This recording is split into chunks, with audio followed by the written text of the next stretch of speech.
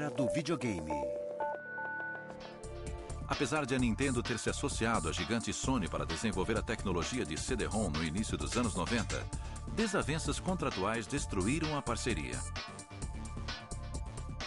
Em vez de trabalhar com outra empresa de videogame, a Sony decidiu continuar sua pesquisa e acabou desenvolvendo o seu próprio console, o Sony PlayStation. A Sony lançou o PlayStation 1 porque se deu conta de que havia uma geração de jovens entre 18 e 21 anos, ou ainda mais, que ainda queria jogar videogame. Essa geração cresceu jogando videogame e queria continuar jogando. E apesar disso, o que a Nintendo estava fazendo e o que a Sega estava fazendo ainda parecia coisa de criança. Então a Sony penetrou nesse nicho de mercado, lançando um console com uma aparência um pouco mais sofisticada. Ele rodava CDs, o que na época era uma vantagem tecnológica, porque as pessoas sentiam que estavam comprando um equipamento de alta fidelidade. Não era mais um simples brinquedinho de criança. Enquanto a Nintendo fabricava games em cartuchos que armazenavam no máximo 16 megabytes, a Sony produzia games em CDs que podiam armazenar até 650 megabytes. Os gráficos e os jogos podiam ser bem mais complexos.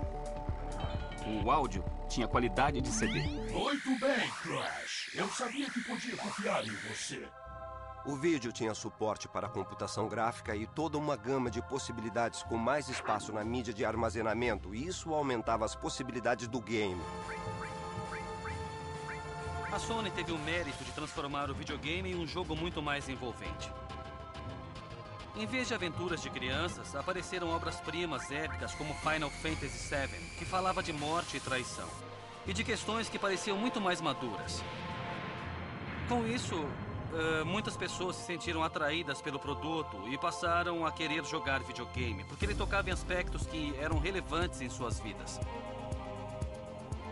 O PlayStation alcançou em 10 anos o mesmo nível de penetração que o telefone levou 30 anos para alcançar. Foi um sinal de que as pessoas estavam preparadas para assimilar esse tipo de produto nas suas vidas. E também marcou uma época onde mais entretenimento adulto estava sendo produzido. De 1994 a 97, cerca de 16 milhões de unidades de PlayStation conquistaram seu lugar ao lado de aparelhos de som e videocassetes no mundo inteiro.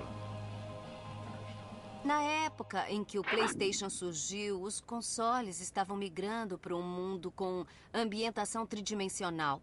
Nos games, por exemplo, Tomb Raider com Lara Croft mostrava ambientes complexos que podiam ser explorados. Esse foi o grande marco do PlayStation e, na época, deixou muita gente empolgada. Outro game do PlayStation que empolgou muita gente foi o Grand Theft Auto 3, conhecido como GTA 3. Nele, o herói não salva a princesa. Em vez disso, tenta salvar a si mesmo, ainda que isso signifique desobedecer à lei.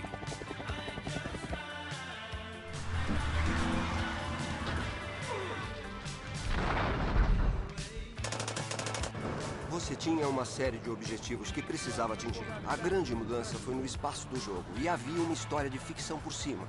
E em vez de ser um encanador meio gordinho como o Mario ou uma espaçonave sem rosto como em Asteroids, você podia ser o Carl Johnson ou um gangster que acabou de sair da prisão e que está tentando retomar a vida.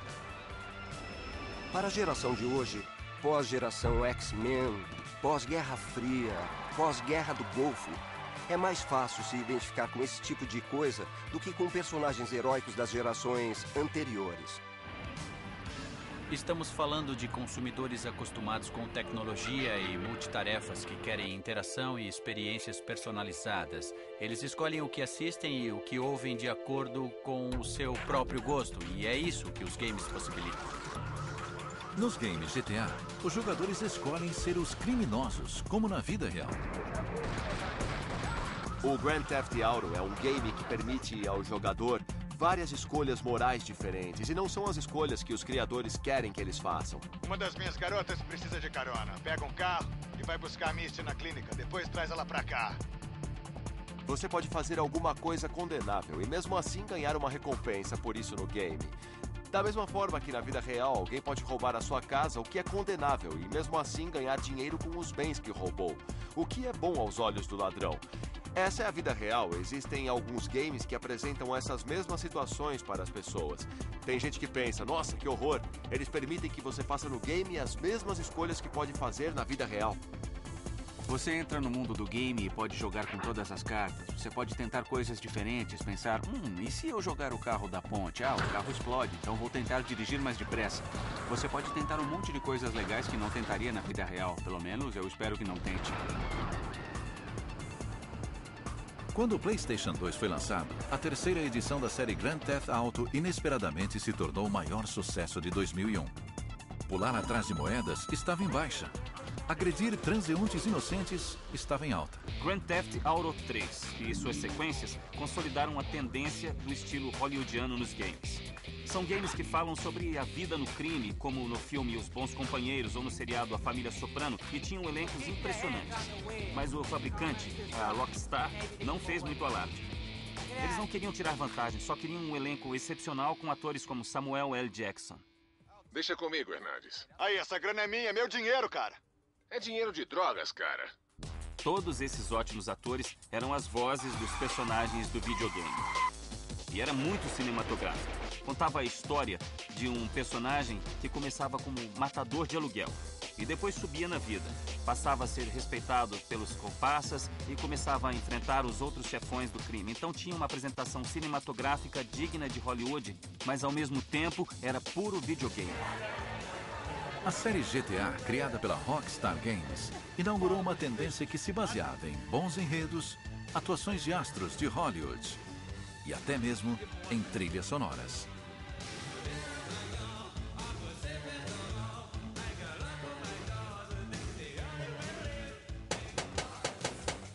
Uma das coisas mais legais do Grand Theft Auto era poder sintonizar uma estação de rádio que tocava músicas boas dos anos 80 e isso era o que dava o clima do jogo.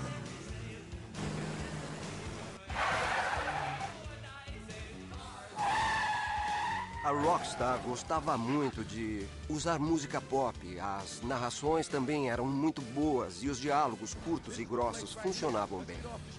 Eles não ficaram presos ao estilo Final Fantasy, com cenas mais longas e lentas. As cenas eram curtas e rápidas. E também havia outros recursos, além das imagens, para dar vida a esse mundo. Acho que isso mostra que o videogame é uma cultura que está cada vez mais em voga e muitos outros tipos de mídia estão interessados em aproveitar um pouco da paixão que os jogadores sentem.